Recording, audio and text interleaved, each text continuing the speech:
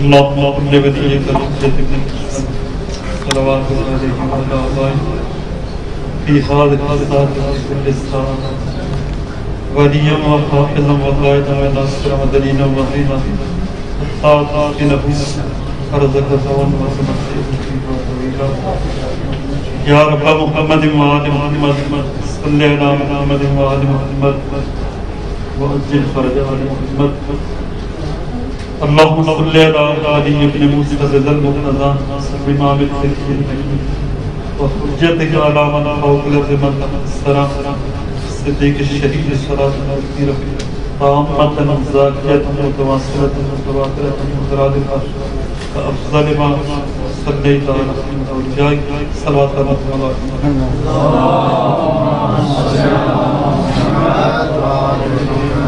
أعوذ بالله من الشيطان الرجيم بسم الله الرحمن الرحيم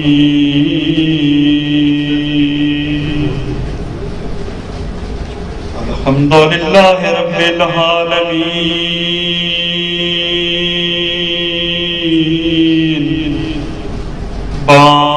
بارئ الخلائق أجمعين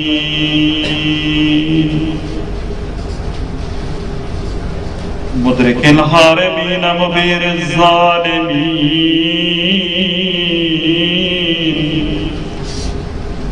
صلاة والسلام على رسوله الكريم أبي القاسم محمد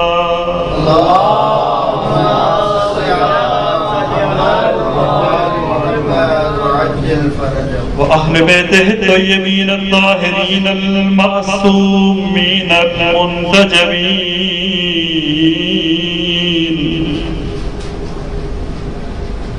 المنتخبين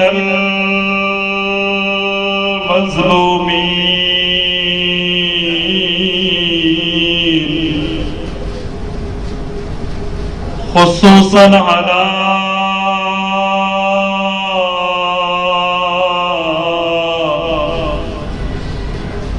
السيدة الجليلة الكريمة الطاهرة المطهرة المخدومة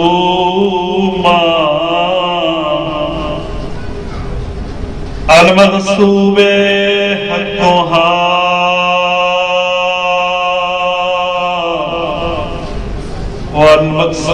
والمكسور ذلها والمعلوم قدرها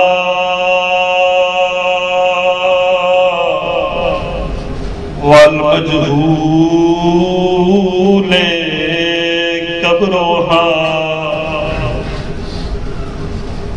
والمظلوم بالها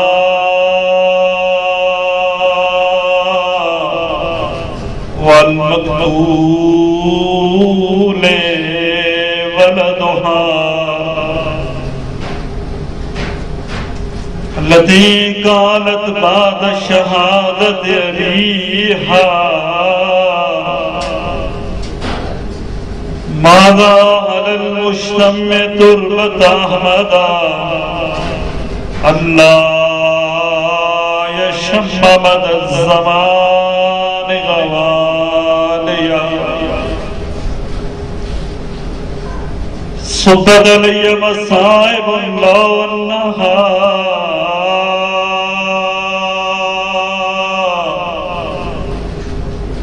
صبت على الأيام سرنا لياليا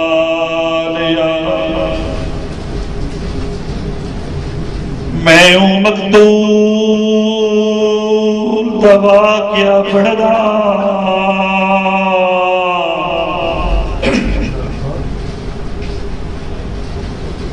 میں ہوں مقتول دوا کیا پڑھنا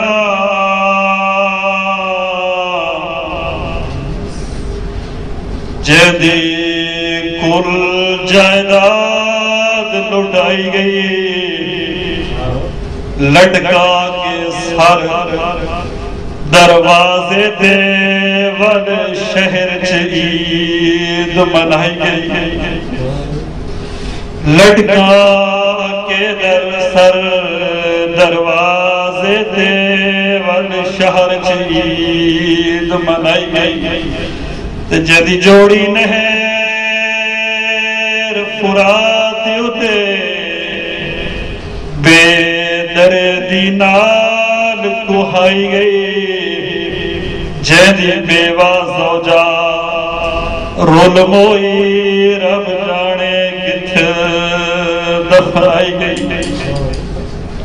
الا لعنت اللہ علی القوم الظالمین، اما بعد فقد قال الامام جعفر الصادق علیہ السلام لا يعرف الله عز وجل الا بالسبيل معرفتنا سبحان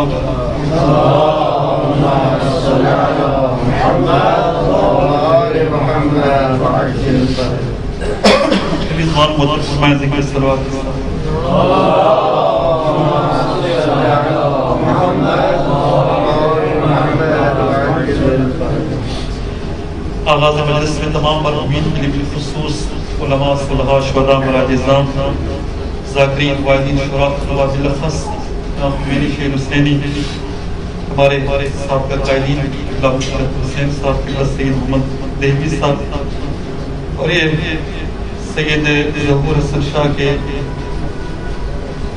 روسی ظہور حسن شاہ والد سید قمر ظہور خان عزیز دوست تھے، قمر ظہور سے والد گرامی کی سال سال بھی تھی، اپنے میرے سب کی سال سال کی مرحومی کو سال سال کے لیے سورہ فاتحہ میں کلاس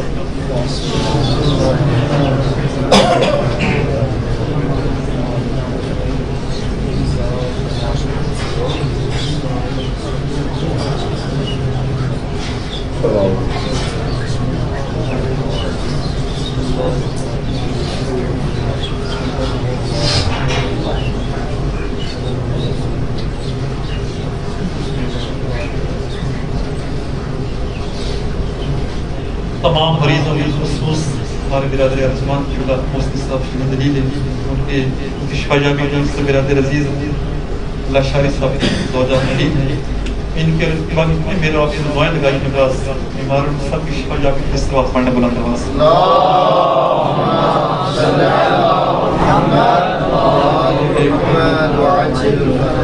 میں دست سبھی علماء کے نام سے معذرت چاہتا ہوں کہ ان کے سامنے آپ کی شاہی کی جسارت کروں، سب مجھ سے بہتر پڑھنے والے، سب بہتر جاننے والے سب علماء کے نام تشریف فرما ہیں۔ دوسری طرف سے واقعی باہر بہت گزر چکے ہیں، سڑنا مر چکے ہیں، مدرسوں کے دروازے بند ہو جاتے ہیں، تو میں کوشش کروں گا انتہائی مختصر سے وقت کروں، وہی جو آپ جیسے سنی باتیں کوئی نہیں باتیں کرنے نہیں چلے، اس بات پڑھنے بلانے واسطے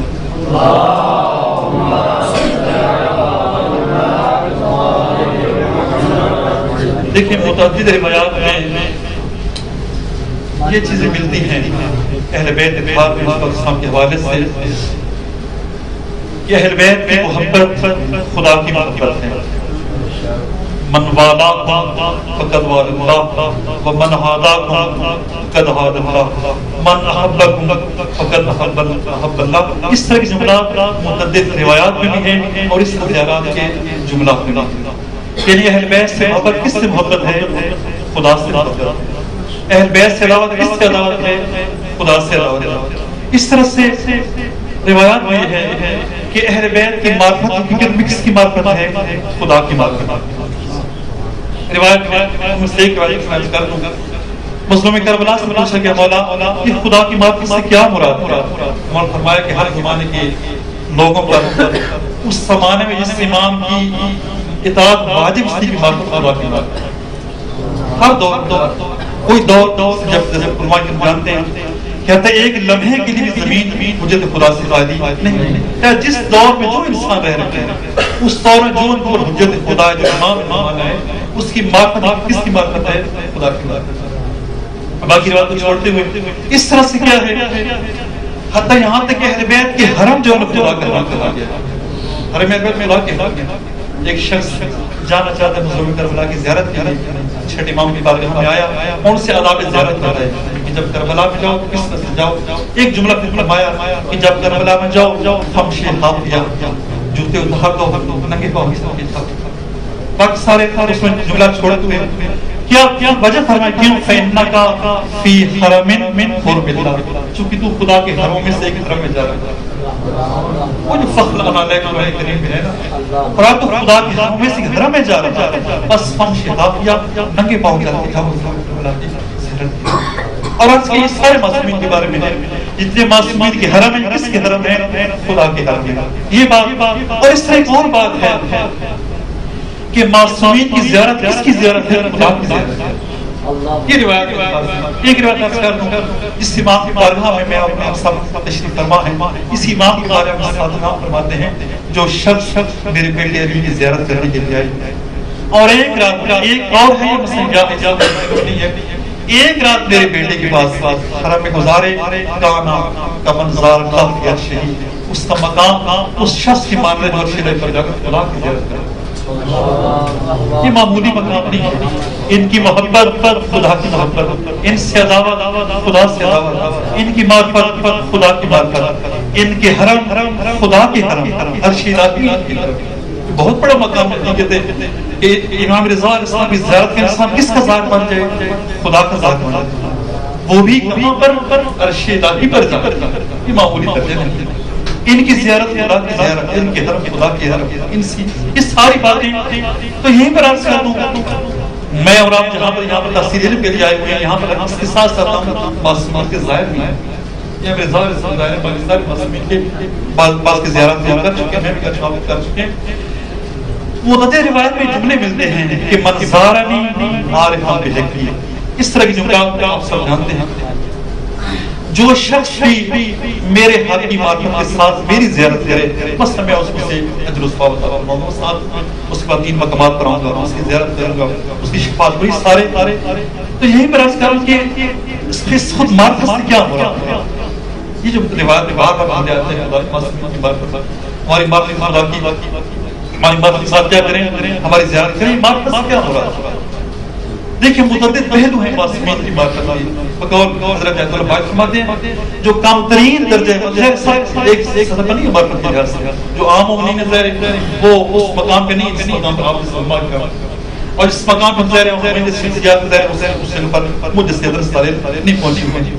تو بہرحال یہ نہیں کہ معرفت درجات ہیں. بقول کہ مسلمان باجد رضوان اللہ علیہ فرماتے ہیں کم ترین معرفت درجے انسانی معرفت رکھے جس تصدیق میں زیارت سے مشرف ہو رہا ہوں، یہ خدا کا ولی ہے، خدا کی حجت ہے، پیغمبر خدا کا معصوم جانشین ہے، اور اس کی دس کائنات کے ذرے ذرے پر واجب ہے.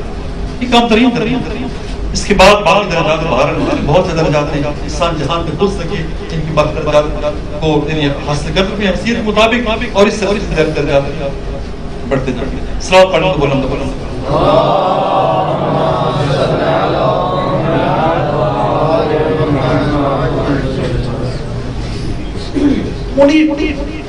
جو معرفت کے کہتے ہیں مراتب درجات میں سے ایک یہ ہے کہ انسان پہچانے واقع ان ہستیوں کے حوالے سے. ایک تو یہ اس کائنات میں ان کا مقام کیا ہے. دیکھیے ایک ہے کہ معصوم ہے، حجت خدا ہے، امام ہے، پیشوا ہے، امامت منصب ہے. معصوم یہ منصب ہے. مقامات ان کے علاوہ بہت سارے مقامات ہیں، اور یہ بات علماء کرام جانتے بھی ہیں. میں گناہ اللہ کے لیے اپنے زبان سے بتا چکا ہوں کہ جو معصومین نے اپنے فضائل روایات میں بتائے ہیں، توجہ فرمائیے گا، وہ ان کی حقیقی فضائل نہیں. اس لیے وہ فضائل و فضائل ہیں جو معصومین نے سامعین کی ذہنی سطح کے مطابق خود فرماتے ہیں قدر مناسب اللہ قدر پورے لوگ سب بات تو کی ذہنی سطح کے مطابق. تو ظاہر جب اصحاب کے سامنے بیٹھ کر اپنے مقامات بیان تو اصحاب کی ذہنی سطح کے مطابق بیان کیا، اور کی حقیقی مقامات نہیں. اس سے بالا تر کچھ وہ مقامات جو معصومین خود ان کی زیارات کے جملہ ہوتا ہے. حقیقت یہ اگر انسان نے واقعی معصومین کی معرفت حاصل کرنی ہے تو وہ زیارات پڑھے جو ایک معصوم نے آ کر دوسرے معصوم کی زیارت کرنی ہے. بس یہاں حاضر رسول اللہ تشریف لاتے مولا کراچی زیارت جو بتا منقول ہے وہاں پر بھی بڑی عمر نے، لیکن صحابی جیسے کہ آپ جانتے ہیں عرض کے مولا کے سامنے بولا کہ میں وہ زیارت قدیریہ ہے جو حدیث سے منقول ہے، باقی زیارت جامع کبیرہ ہے، جس سے مولانا نے فرمایا تھا کہ جب بھی کسی معصوم کی بارگاہ میں بھی جاؤ تو یوم پاک ہماری زیارت ہے۔ تو یہ جو زیارات ہیں کہ جب یہ خود معصوم دوسرے امام کی بارگاہ میں جا رہا ہے، کیا نام ہے، متکلم کون ہے وہ بھی خود معصوم ہے، مخاطب وہ بھی کیا ہے معصوم۔ یہاں پر اور انداز ہے معصوم، ان جملات کو انسان دیکھے پھر باقی مسئلہ ہے کہ معصوم خود معصوم کا مقام یہ زیارات سے پڑے، اور بالخصوص جو شروع کیے بعض علماء کرام نے زیارات کے حوالے سے ان کے ساتھ مطالعہ کرے پتہ چلتا ہے واقعی معصوم کا مقام کیا ہے۔ تو بہرحال یہ اگر ہم چاہتے ہیں واقعی معصومین کی حقیقی معنوں میں حقیقی معنوں نہیں ہو سکتا، لیکن جس حد انہوں نے بیان فرمایا ہے معرفت حاصل کریں تو روایات سے ہٹ کر انسان کیا کرے، ان زیارات کا جملات پڑھے جو ایک معصوم نے آ کر اس سے معصوم جاری کرے۔ دیکھیے واقعی کس طرح ایک معصوم دوسرے معصوم سے کلام ہو رہا ہے اور اس کے مقامات کو بیان کرے۔ ان میں سے ایک زیارت جامع کبیرہ جو کہ اس طرح آپ پڑھتے ہیں سوا پڑھنے والا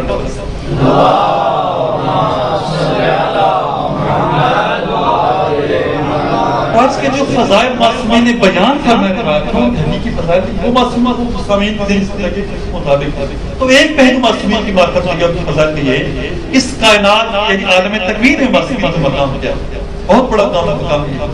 ایک اور مقام یہ ہے معصومین کا کہ خود ہم جو انسان ہیں ٹھیک ہے نا، یعنی یہ جو ہمیں خدا نے اپنی بندگی خلق فرمایا، چونکہ وقت گھڑی دیکھ کر میں بہت ساری باتیں میں چھوڑنا پڑ رہی، اس لیے شاید دوست سے بات آگے پیچھے ہو جائے۔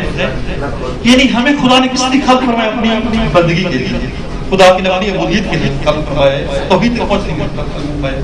تو یہ کیا ربط ہے توحید کے درمیان اور معصومین کی امامت و ولایت؟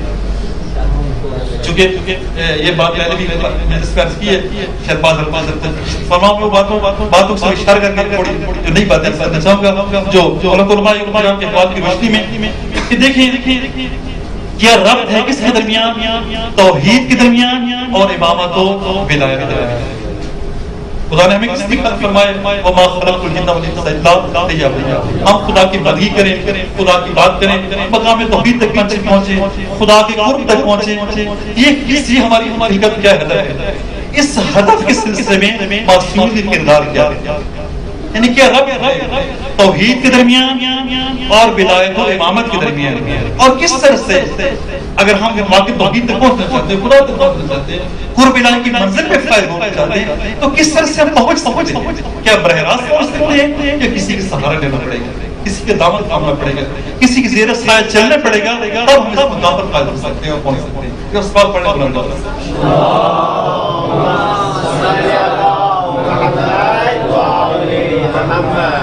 حقیقت یہ ہے نہ صرف میں نہ صرف آپ بلکہ کائنات کا ذرہ ذرہ جو ابھی عرض کرتا ہوں سب جملات عرض کرتا ہوں بعض بزرگ علماء کرام کے کہ کائنات کا ذرہ ذرہ جو ہے، کائنات کی ہر چیز جو ہے وہ خدا تک پہنچنے کی سلسلے میں، خدا تک رسائی کے سلسلے میں کس کی محتاج امامت و ولایت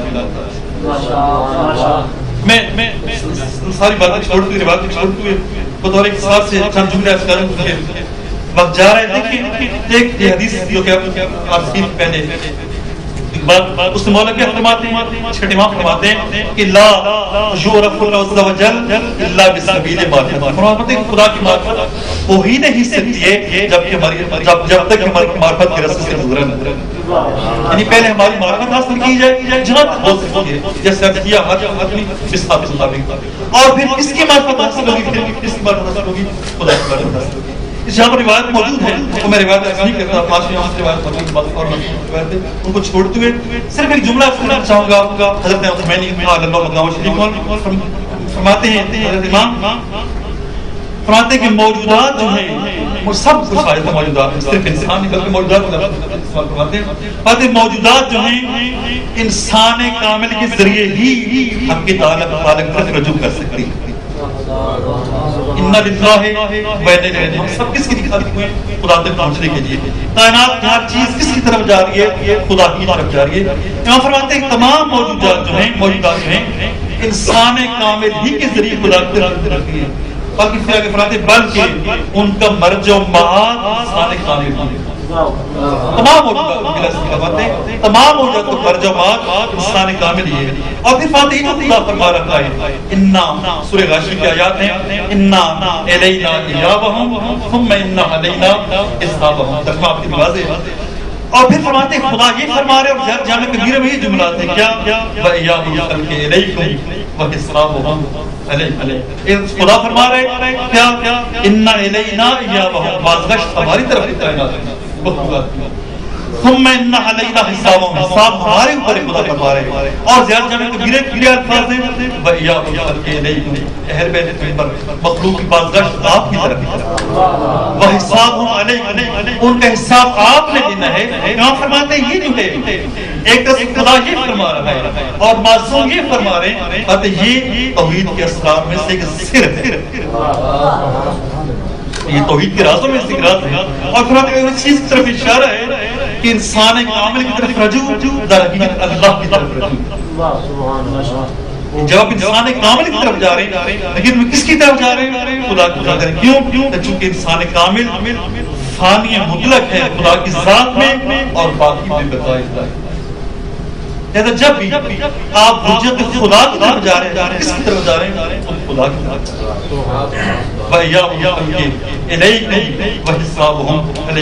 یہ جملات ہیں کس کے حضرت امام کے. یہ بڑی روایت آپ دیکھیں کہ توحید خدا وقت کہاں تک پھیلا ہوا ہے.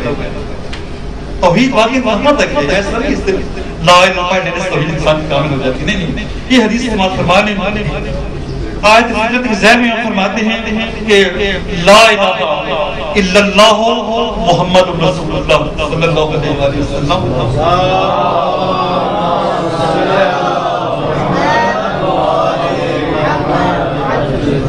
علی امیر المومنین ولی اللہ یہ امام فرماتے ہیں. اور پھر فرماتے ہیں الہ ہونا توحید توحید جہاں تک الہ ہونا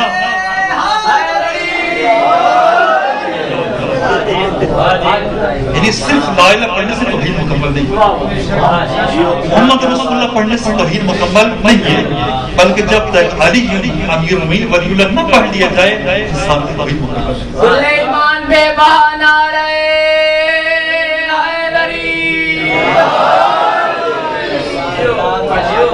الہ ہونا توحید کا توحید جہاں. اور یہاں بہت سارے روایت موجود ہیں لیکن وقت نہیں ان کے عرض کرنے کو علماء کرام جانتے ہیں.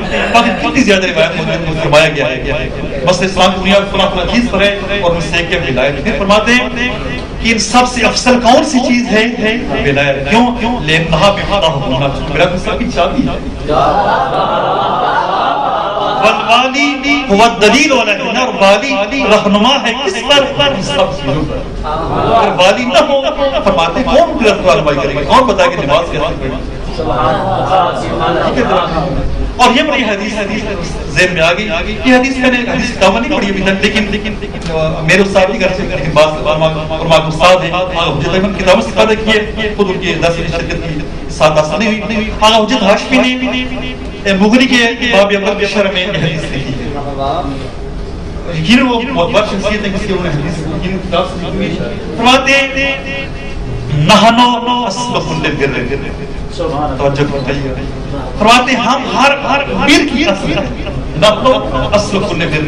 پھر فرماتے ہیں بر سے مراد صلاۃ بر ہے صوم بر ہے حج بر ہے. یہ سارا حدیث جو جملہ ہے ومن البر التوحید. فرماتے ہیں بر میں سے توحید بھی ہے یعنی توحید کی اصل بھی کون ہے ہم اہل بیت.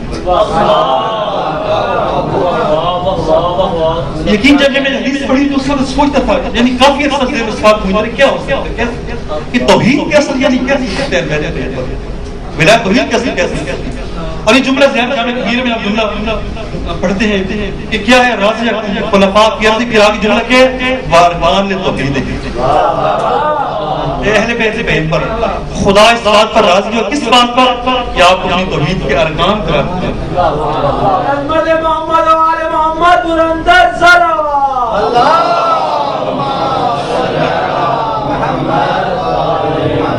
ایک یہ حدیث پڑھی کتاب میں تو کہ ہم ہر بر کی اصل ہیں ومن البر التوحید. تو یہ ہر جامع کبیر جملہ پڑھتے تھے جو حرم جامع ساتھ آسو جی کئی دفعہ جامع کبیر پڑھ لیتے تو اس میں یہ جملہ تبارک خدا نے آپ کو اپنی توحید کے ارکان قرار دیا اس طرح سے. تو یہ سوال گھومتے رہتا ہے کس طرح سے ہو سکتا توحید کے ارکان کیسے ہو سکتے ہیں اور توحید کیسے ہو سکتے ہیں توحید بکر اور یہ بیت پیغمبر. تو کچھ ایسی بات چند پہلے ساتھ آسو جواد یامنی صاحب زیب جامعہ کبیر کی شرح پڑھنے کی تو یہ راز کس طرح سے ہے کہ اہل بیت پیغمبر کے توحید کے ارکان ہیں اور کس طرح سے توحید کے اصل بھی کون اہل بیت پیغمبر کیسے وہ وضاحت فرماتے ہیں آیت اللہ جواد فرماتے ہیں کہ دیکھیں دو چیزیں ہیں ایک توحد ہے اور ایک توحید. اسی جملے کے ظاہر میں کافی تشریح ہے تین بار معنی بیان فرماتے ہیں ارکان سے کیا مراد ہے. فرماتے ہیں دو چیزیں ایک توحد ایک توحید. توحد سے مراد کیا ہے خدا کا واحد ہونا خدا کا یگانہ ہونا خدا کا ایک احد ہونا. تو اس چیز میں یہ جو چیز ہے اس میں کوئی اس کا رکن نہیں یہ مراد نہیں ہے. خدا کے توحد میں خدا کے واحد ہونے میں احد ہونے میں ایک ہونے میں اس میں کوئی خدا کا رکن نہیں. اور یہ وہ چیز ہے توحد یعنی ایسی چیز ہے کہ کائنات کے کوئی مخلوق جب نہ تھی تب بھی خدا کا توحد خدا واحد احد اور پھر کائنات میں اگر کوئی انسان چاہے مانے یا نہ مانے خدا کی توحد میں کوئی فرق نہیں آتا. خدا واحد ہے احد ہے کوئی مانے تب بھی خدا احد ہے کوئی نہ مانے تب بھی خدا احد واحد ہے. اس میں کچھ نہیں ٹھیک ہے نا کچھ نہ تھا تب بھی خدا کا توحد خدا ایک خدا کے زمانوں مکان نہیں ہے. کائنات کی ہر چیز خدا کی مخلوق ہے اور سب مخلوقات سے پہلے ذریعے خالق. جب کچھ بھی نہ تھا تب بھی خدا احد واحد تھا جب کچھ بھی نہیں ہوگی تو احد واحد رہے گا. کہتے مخلوقات کا تعلق ہی نہیں ہے توحد سے توحد کوئی تعلق نہیں مخلوقات مانتے خدا توحد رکھتا ہے خدا احد ہے واحد ہے. کچھ نہ تھا تب بھی واحد ہوا کچھ نہ ہوگا تب بھی واحد ہوگا. کوئی مانے تب بھی خدا احد واحد ہے کوئی نہ مانے تب بھی خدا احد واحد ہے. پھر دوسری سوال توحید ہے توحید کیا ہے یعنی عقیدہ رکھنا ہے خدا وحدہ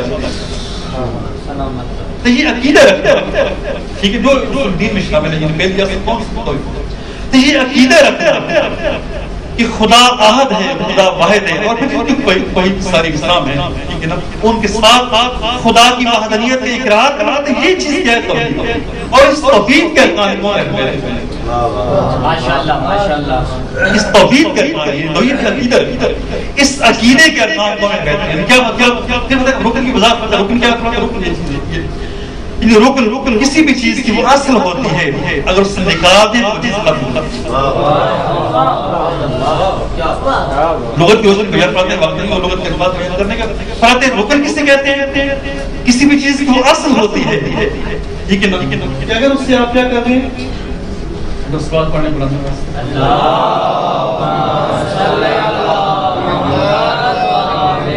بعد بھول نہ جائے کہ سید بابر عباس صاحب سید کیسر عباس صاحب کی رہائی کے لیے سید شیخ بخاری صاحب کی شفا جامی کے لیے اس طرح بعض اور عوام مریض بھی اور بعض اسیر پابند سلاسل ہمارے بلاد معصوم ہیں حیدر مصوب ہے اس طرح اور بعض اسیر ہیں سب کے لیے سب کی شفا جامی اور رہائی کے لیے سوال پڑھنا بلانا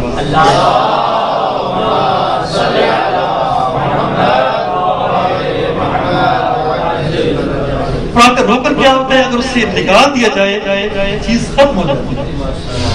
پھر مثال پر جیسے نماز کے ارکان ہیں نماز کے ارکان ہیں کچھ واجبات کے ارکان ہیں.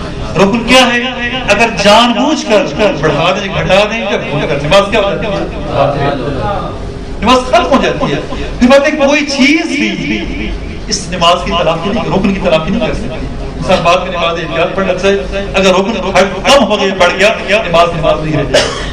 سنگل صاحب دینے سے پڑھنے سے بعد واپس لوٹ جاتے ہیں ایسے جیسے حد اسی طرح سے توحید کے ارکان سے مراد یہ ہے اگر توحید میں سے ولایت نکال دی جائے ولایت نکال دی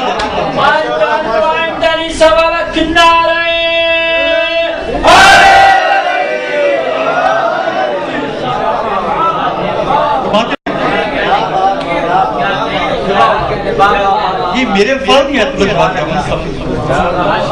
اگر نکال دی جائے تو باتیں توحید نہیں رہے گی. جیسے نماز نہیں رہے گی, باتیں توحید نہیں. پھر اس کے بعد توحید اور چیز ہے, توحید اور انسان کے لیے عقیدہ توحید کیا ہو جائے گا, متزلزل ہو جائے گا. اور پھر جملہ آگے فرماتے ہیں جس طرح سے اگر انسان نماز کا رکن بڑھا یا گھٹا دینے بعد بات ہو جاتی ہے, کوئی چیز رکن کی تلافی نہیں کر سکتا. صرف کوئی شخص اگر توحید سے ولایت کو نکال بیٹھے, ٹھیک ہے نا, تو کوئی عمل صالح اور اخلاق اس چیز کی تلافی نہیں کر سکتا. کتنا بڑا زاہد و اخلاق کتنا بڑا عابد کیوں نہ بن جائے, کتنا بڑا مخلق اخلاق اللہ کی بن جائے, کوئی چیز ولایت کی تلافی نہیں کر سکتا. انسان کی توحید کیا ہو جائے گی, ناقص آ جائے گی. ادھر سوال پڑھنے بلانے والے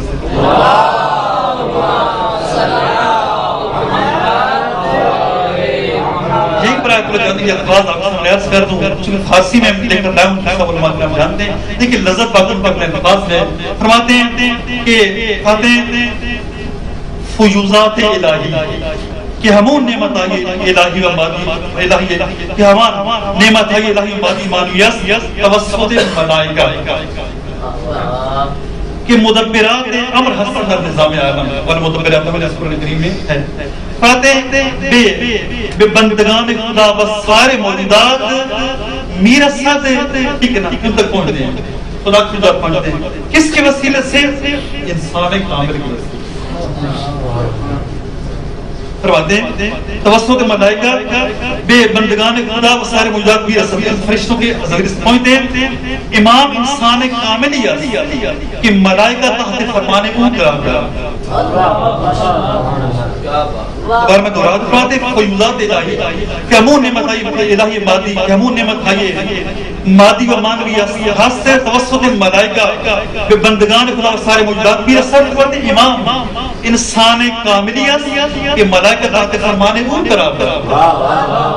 ملائکہ تحت فرمان قرار دیا و برائے حجام ہر کاری خدمت کو شرف یاب بھی. اور پھر فرماتے ہیں یہ پھر حدیث ہے ما من ملک یحبطہ اللہ فی امر ما یحبط له الا بدأ بالامام فرض ذلك علیہ کہ خدا جس فرشتے کو بھی بھیجتا ہے زمین پر کس کی عمل کرتے ہیں.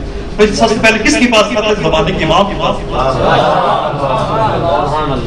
دیکھیں وہ روایات ہیں جن میں سوال شرع قدر پاتے ہیں. اس روایت میں عجیب ہے, سن رہا ہوں آپ روایت پہلے سن چکے ہیں. اس روایت میں کیا ہے کہ جب بھی فرشتہ خدا کی طرف سے کوئی چیز بھی لے کر آنا چاہتا ہے پہلے کس کے پاس آتا ہے؟ زمانے کے امام کے پاس. ما من ملک یحبطہ اللہ فی امر ما یحبط له الا بدأ بالفرض ذلك علیہ کہ بہار میں پھر آگے جب آپ فرماتے ہیں بنابراین بہر منگس فیوزات مادی با مانوی دونوں تحت نظر ارادہ و اجازہ آنحاس. امام یعنی زمانے کے امام کے ارادے اور اس کی اجازت کے زیر نظر اگر در موردی یا مودودی اجازت دادن فرشتگان ریز دربار آن ناظر اگر امام اجازت دے پھر فرشتے نازل ہوتے ہیں, وہ اگر اجازت نہ داتا یا مصلحت نہ دانستہ نازل نہ بھی. یعنی ہر چیز کسی جب مادی ہے مانوی اچھی وقت پہلے زمانے کے امام کے پاس امام اجازت دے تب جاتے ہیں ہر چیز. اور یہ حدیث پہلے بھی عرض کی ہے, آپ علماء کے جانتے ہیں چھٹے امام کے خدا کی طرف سے کائنات کو جو چیز مل رہی ہے سب سے پہلے پیغمبر خدا کی بارگاہ میں آتی ہے, سلسلہ چلتے جاتے آخری امام کی بارگاہ میں آتی ہے. جب آخری امام اور تصدیق لگ جاتی ہے تب کائنات کو چیز ملتی ہے. ابھی بات آپ جو عمل بھی کرتے ہیں پہلے آخری امام کی بارگاہ میں جاتے ہیں, اس لیے پیچھے چلتے یہاں پہ پیغمبر خدا تک پہنچتے ہیں. جب پیغمبر خدا کی مورد تصدیق لگ جاتی ہے تب خدا کی بارگاہ. حقیقت ایک انسان پڑھتا ہے سیرت ٹھنڈک میں سکتے خدا نے کتنے اچھے گھروں میں ہمیں پیدا کیے کہ جہاں پر یہ عظیم نعمتوں یہی وجہ ہے. غالباً آپ کے چھٹے امام کی باتیں من واجدہ فی قلب من واجدہ بردہ بنا فی قلب فیشکر اللہ لأنہ لم تسنبہ. حقیقت انسان کو ماہی تمہوں کو وسط دینا چاہیے کہ اس کی طہارت اس کی نجابت کی خدا نے عظیم نعمت میں عطا فرمائی. اس بات پڑھنا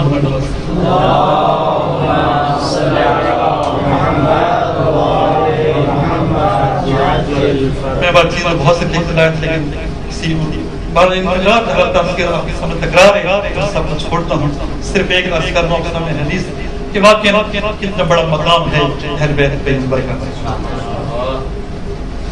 عالم تکوین میں بھی اور عالم تشریح میں بھی وہ ساری بات میں لکھ آیا جوادی عملی کی چند بات لکھ لایا تھا مصباح یزدی کی بات لکھ لایا تھا بیان کرنے وقت گزر گیا اور پھر وہ راز ہے بتانے وقت گزر گیا کہ کیا راز کا واقعہ کس کے درمیان توحید کے درمیان رسالت کے درمیان اور امامت کیا وجہ ہے اگر انسان ولایت کے انکار کر بیٹھے تو اس کی رسالت کا نظر کی نہ توحید کا کیا وجہ ہے من جہدکم کافر اس درجہ میں کبھی نہیں کہتا ومن حاربکم مشرک ومن رد علیکم یسفل درک من الجحیم کیا وجہ رب کیا ہے بہت پیارے الفاظ واقع ہے جواد عمری صاحب کی بھی اور آیت المصباح یزدی کے وقت گزر کے بیان کرنے کا فرماتے کیا رب ہے واقع کس طرح ہو سکتا ہے یعنی تابودن بھی بیان مصباح یزدی تابودن بھی سب سے حل کرتے ہیں اور عقلی طور بھی طور پر بھی حل کرتے ہیں کس طرح رابطے کیا کیسے ہو سکتے انسان ولایت کے انکار کر بیٹھ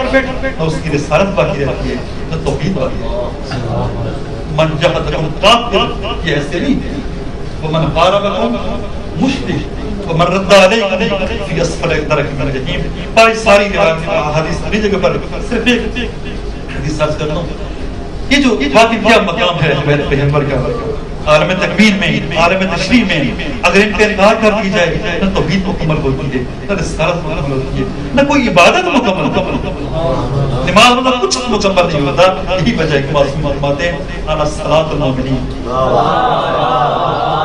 یہ نحن صلاۃ المؤمنین نحن صوم المؤمنین نحن حج المؤمنین یہ کس طرح سے کہا ہے معصومین نے اس ساری باتیں نہیں ہوتی دیکھیے اس کے بعد کہ ابھی سال مجالس بھی تھی میں نے آپ کے سامنے ہم نے مردوں کو دیکھا ہے دیکھا یہ کیا وجہ ہے کہ انسان جب مرتا ہے کون سی چیز کم ہو جاتی ہے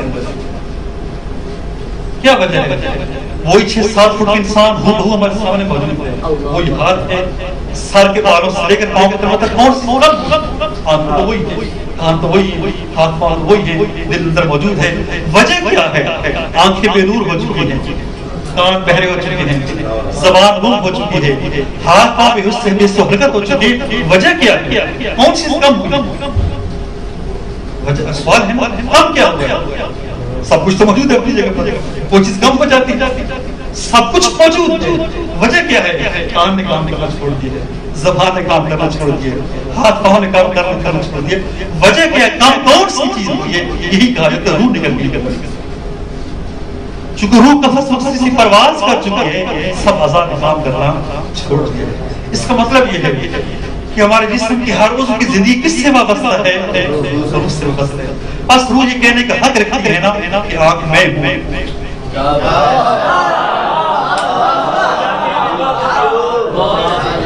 روح کہہ سکتی ہے نا آنکھ میں ہوں زبان میں ہوں دل میں ہوں کیوں کیونکہ یہ تب تک دھڑک رہے جب تک میں موجود میں نکل جاؤں گی تو میں کہاں رہے گا یہ زبان رہے گی یہی وجہ معصوم فرماتے ہیں ہم نماز ہیں ہم روزے ہیں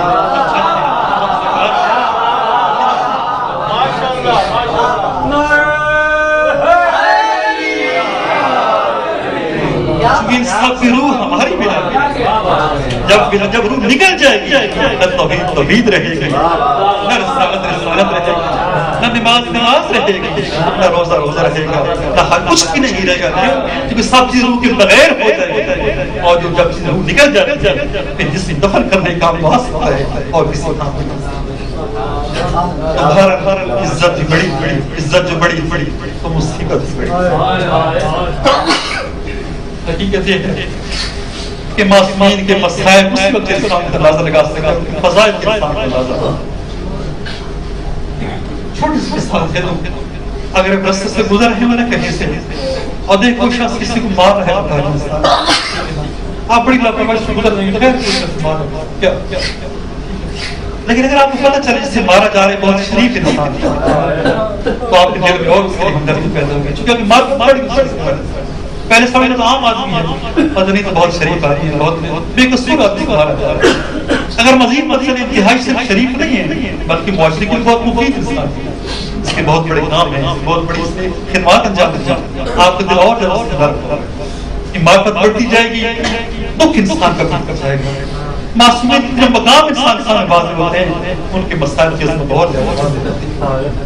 جن کے جتنا زیادہ مقام تھا، اتنی زیادہ عظمت تھی جیتی، ان پر اتنے ظلم و ستم ڈھائے گئے، ان پر اتنے ستم ڈھائے گئے، اتنے ظلم و ستم ڈھائے گئے، کبھی زندہ دیوار بعض کیا بعض کو زندانوں میں رکھا جاتا ہے، بعض زندہ دیواروں میں چھڑوایا جاتا ہے، گھروں میں نظر بند رکھا جاتا ہے، کبھی زہر جفا سے قتل کیا جاتا ہے، کبھی تلوار سے قتل کیا جاتا ہے۔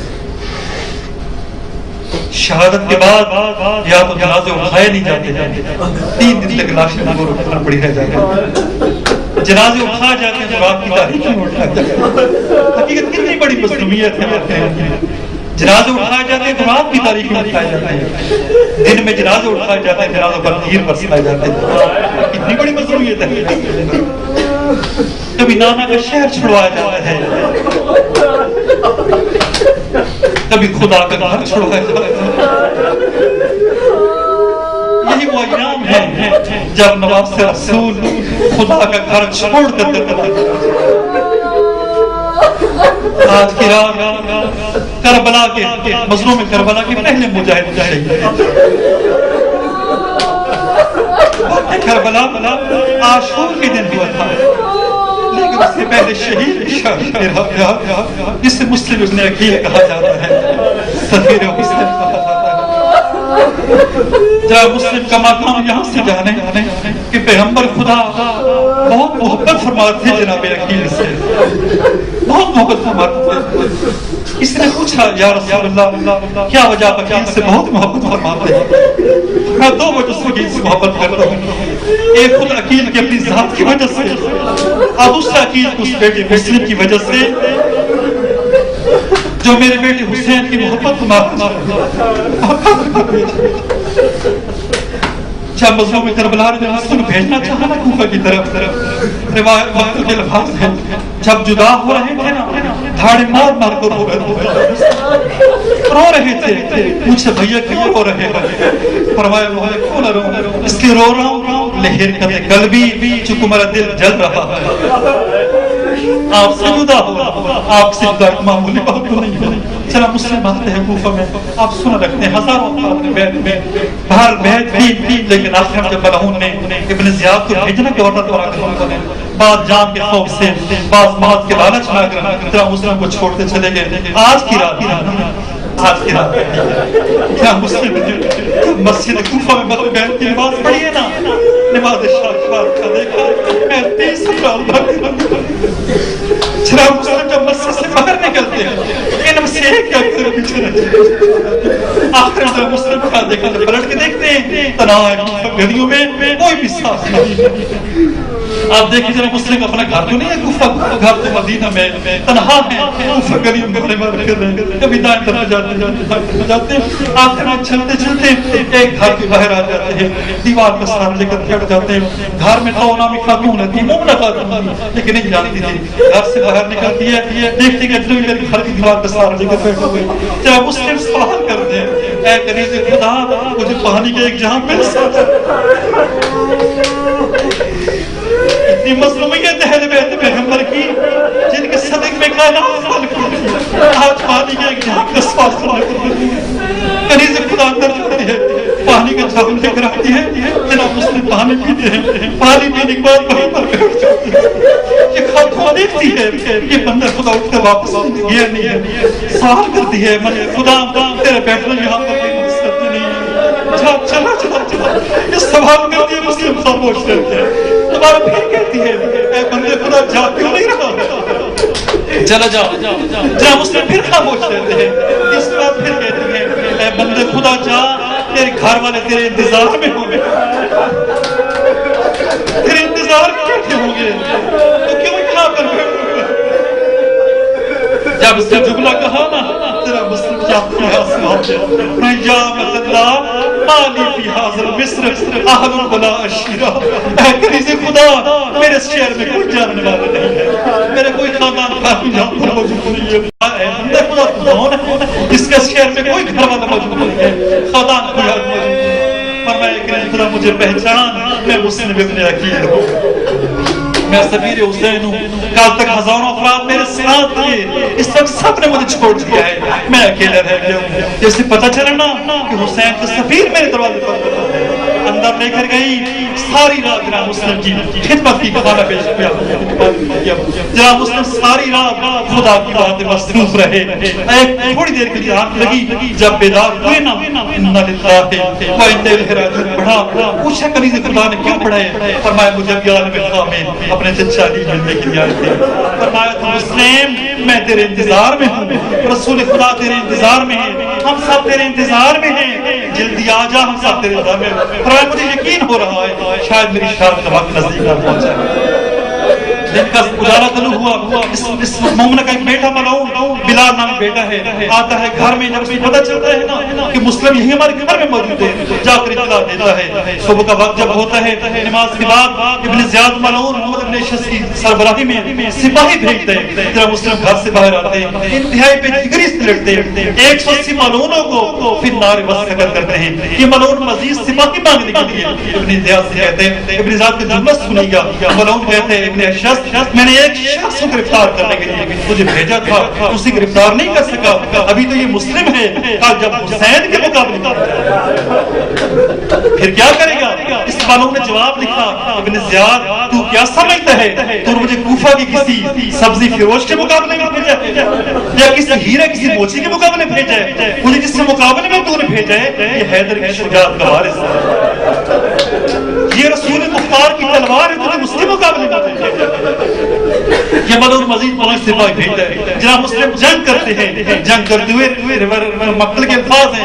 بعض ارباب مقام لکھتے ہیں مسلم اتنے بہادر تھے کہ سپاہی کو اٹھا کر جب پھینکتے تھے سپاہی مکان کی چھت پر جا کر اتنے بہادر لڑے, بہت اچھے انداز سے لڑے, لیکن زخم سے چور چور ہو کر جب دشمن نے دیکھا مسلم کسی طرح سے ہمارے قابو میں نہیں آ رہے ہیں, چھتوں پر سوار کیا, چھتوں سے مسلم پر آگ برسائی گئی. جب آگ برسائی جائے گی مسلم نے فرمایا اے قوم کیا تو مجھ پر یوں آگ برسا رہے ہو, ایسے پتھر برسا رہے ہو جیسے میرے اسلام سے کوئی تعلق نہیں.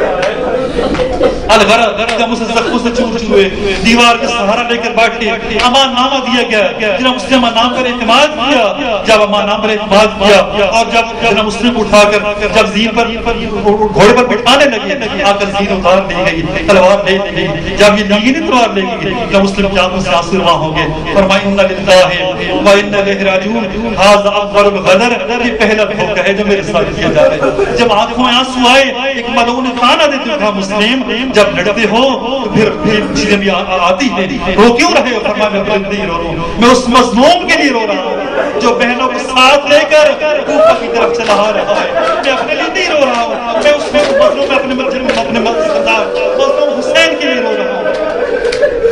جب مسلم کو دربار میں لائے گا, جب دربار میں لائے گئے نا, ابن زیاد ملعون پر سلام نہ کیا, امیر کہہ کر سلام نہ کیا. خوش آمدید نے کہا اے مسلم تو نے امیر پر سلام نہیں کیا. فرمایا مالی امیر سوا حسین, میرا امیر تو حسین کے علاوہ کوئی نہیں ہے. اس ملعون ابن زیاد نے کہا تو سلام کر یا نہ کر, ان قریب تم مارا جائے گا. فرمایا ابن زیاد تجھ سے بدترین لوگوں نے مجھ سے بہترین لوگوں کو قتل کیا ہے, تو مجھے قتل کی دھمکی دے رہے ہیں. جناب مسلم نے پانی کی طرف اشارہ کیا, پانی لائے گا, ایک بار پانی لائے گا. جناب مسلم جب پانی پینا چاہتے ہیں منہ سے خون آ جاتا ہے. شاید یہی مسئلہ ہو کہ کربلا کا پہلا شہید ہے, جیسے کربلا کا ہر شہید پیاسا دنیا سے گیا ہے, ایسے کربلا کا پہلا شہید پیاسا دنیا سے جا رہا ہے. 3 دفعہ پانی لایا گیا, پانی جناب مسلم نہ پی سکے, ہر دفعہ منہ سے خون آ جاتا. آخر آگ سامنے کے ہونٹ نکل کر پانی میں آ گئے. فرمایا پانی واپس لے لو, اگر میرے نصیب میں ہوتا تو میں پانی پی لیتا. پانی واپس لے لیا گیا. چند وصیتیں کی, ملعون نے اشارہ کیا, سپاہی لے کر دارالنوار کی چھت پر جا رہا تھا. جناب مسلم سے آئے کریمہ کی تلاوت کرتے اجار, اس جملے کی تلاوت کرتے اجارتے ہیں کہ پروردگار حکم بیننا و بین قومنا, اس قوم کے درمیان اور ہمارے قوم کے درمیان ہمارے تو ہی فیصلہ فرما. گئے دارالنوار کی چھت پر, جب چھت پر گئے نا, آخری سلام کیا مظلوم کربلا کی طرف اور کیا کہا السلام علیکم یا ابا عبداللہ السلام علیکم یا رسول اللہ مولا میرا آخری سلام ہو اور بعض وقت لکھا ہے ایک جملہ تھا حسین میرا جی چاہتا تھا آخری دفعہ آپ کی زیارت کرنے لیکن زیارت نصیب میں نہ تھی اس پلوں نے تلوار کا وار کیا سر اپنے پاس رکھا دھڑ زمین پر آ رہا جب جناب مسلم کی شادی خبر جناب مظلوم کربلا کو پہنچی نا جناب مسلم کی بیٹی کو بلایا اپنے آغوش میں بٹھایا پیار کرنے لگے سر پہ دست شفقت پھیرنے لگے جناب سکینہ دیکھ رہی تھی جب دیکھا نا کہ میرے بابا مسلم کی یتیمہ سے پیار کر رہے ہیں اس کے سر پر شفقت سے ہاتھ پھیر رہے ہیں شاید یہ ذہن میں گیا ہوگا کہ جس کے بابا مارے جاتے ہیں اس کے سر پر شفقت سے ہاتھ پھیر اس سے پیار کیا جاتا ہے اس پر نوازش کی جاتی ہے یہ بات جناب سکینہ کے ذہن میں تھی جب عصر عاشور کو مظلوم کربلا کے ساتھ جدا کیا گیا نا شاید جناب سکینہ انتظار میں ہوگی ابھی کوئی آئے گا مجھے میرے بابا کا غصہ دے گا میرے سر پر شفقت سے ہاتھ پھیرے گا لیکن کیا دیکھا اچانک شمر ملعون خیمہ میں گھس آیا سروں سے لوگ کی سنا سے ردائیں اتاری جناب سکینہ کے کان سے گوشوارے اتارے نہیں بلکہ ظلم سے کھینچے کہ گوشوارے بھی اترے کانوں سے خون بہنے لگ گیا اور منہ پر تماچے مارے پھر کبھی کربلا سے لے کر کوفہ و شام کے رستے میں کبھی سر پر کبھی جسم پر تازیانے مارے جاتے رہے کبھی منہ پر تماچے مارے جاتے رہے اللہ علی القوم الظالمین